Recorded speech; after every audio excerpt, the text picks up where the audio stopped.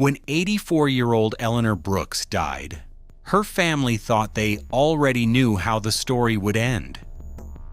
For decades, Eleanor had built a successful flower business from the ground up. By retirement, she'd earned more money than she could ever spend. Her children expected to inherit it all.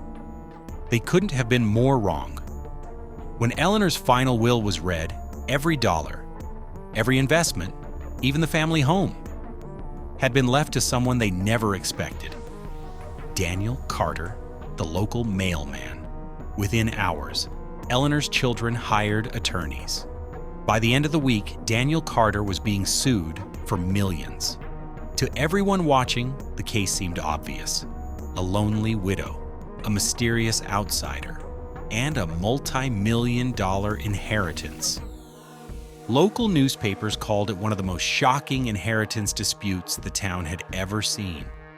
Friends couldn't understand how a mailman had suddenly become the sole heir to a fortune. But investigators were about to discover something hidden inside Eleanor's home that would completely change the story. Because Daniel Carter wasn't the only one quietly visiting that house during Eleanor's final years. Every night, Eleanor had been leaving behind pieces of a story her own family had never heard.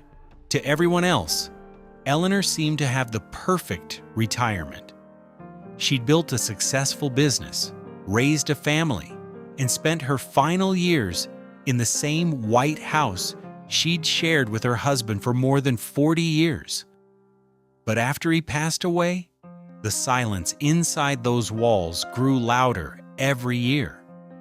Her son lived in Boston. Her daughter had settled in New York. They loved their mother, but busy careers, growing families, and everyday life slowly pushed their visits further apart. Whenever they called, Eleanor always gave the same answer: "I'm fine." She never wanted to be a burden. Then, on an ordinary Tuesday morning, one small accident changed everything. Daniel Carter arrived to deliver the mail and noticed Eleanor's front door standing open. Inside, she had fallen while carrying groceries and couldn't reach the phone. Daniel called an ambulance and stayed beside her until help arrived. For him, it was simply the right thing to do. A week later, Eleanor invited him in for a cup of coffee. Then she invited him again. Before long, every Friday afternoon became their tradition.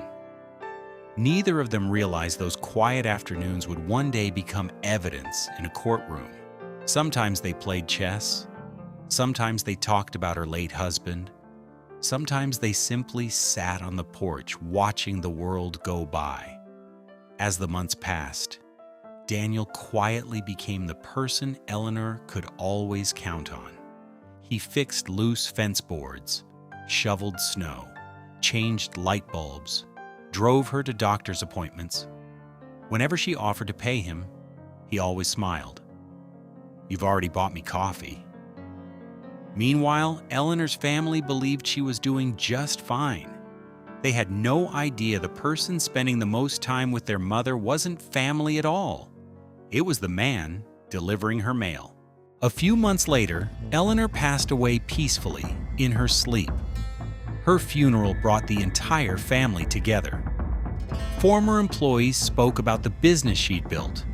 Neighbors remembered her kindness. Her children shared stories from their childhood. For a brief moment, everything felt exactly as it should. Then everyone gathered at a local law office. The attorney began reading Eleanor's final wishes. Family photographs would go to her grandchildren. Her jewelry would be divided between her children. Then he stopped. The remainder of the estate, the room fell silent. Including the residence, investment accounts, savings, and all remaining assets, shall be transferred to Daniel Carter. No one moved. "This has to be a mistake," Eleanor's daughter whispered. Her son immediately demanded to see the original will. The signature was real. So were the witnesses. Within 48 hours, the story was national news. Local mailman inherits multi-million-dollar estate. Television crews stood outside Daniel's small home. Some called him a scam artist. Others called him a predator. Social media had already reached its verdict. Eleanor's children filed a lawsuit, claiming Daniel had manipulated a lonely widow into changing her will. Daniel refused every interview. He made only one public statement: "I never asked Eleanor for a single dollar." Almost no one believed him. But then, investigators returned to Eleanor's house one final time. And that's where everything changed. The breakthrough came from the last place anyone expected: a dusty wooden box in the back of Eleanor's bedroom closet. Inside were 156 handwritten letters. Every one of them was addressed to her late husband. Investigators opened the first envelope, then another, and another. There was no evidence of fraud, no secret agreement, no hidden payments. Instead, the letters revealed something far more heartbreaking: loneliness. Eleanor wrote about birthdays spent by herself, Christmas dinners with one empty chair after another, doctor's appointments she wished she didn't have to attend alone. Yet she never blamed her children. "They're building their own lives," one letter read. "I'm proud of them." But one name appeared again and again: Daniel. Daniel fixed the porch today. He brought me groceries because the roads were icy. We played chess again. He always asks how I'm doing, and he waits for the answer. Then investigators reached the final letter. It had been written just 2 days before Eleanor died. If my children are reading this, please don't blame Daniel. He never asked me for money. He never asked me to change my will. He only ever asked me one question: "How was your day?" Sometimes that was enough to make me feel like I wasn't alone. Everything changed.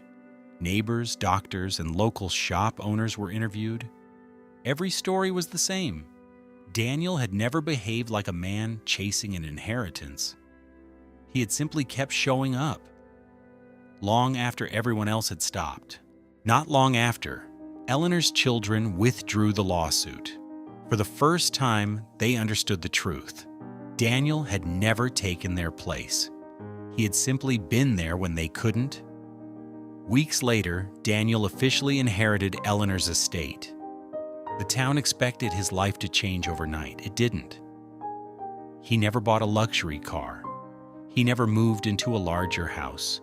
He never celebrated becoming a millionaire. On the first Friday after the case ended, Daniel drove to the cemetery carrying a small bouquet of fresh flowers. The same flowers Eleanor had spent her entire life growing and selling. He placed them beside her grave. As he turned to leave, he noticed 2 familiar faces: Eleanor's son and her daughter. For a long moment, no one said a word. Then her son quietly stepped forward.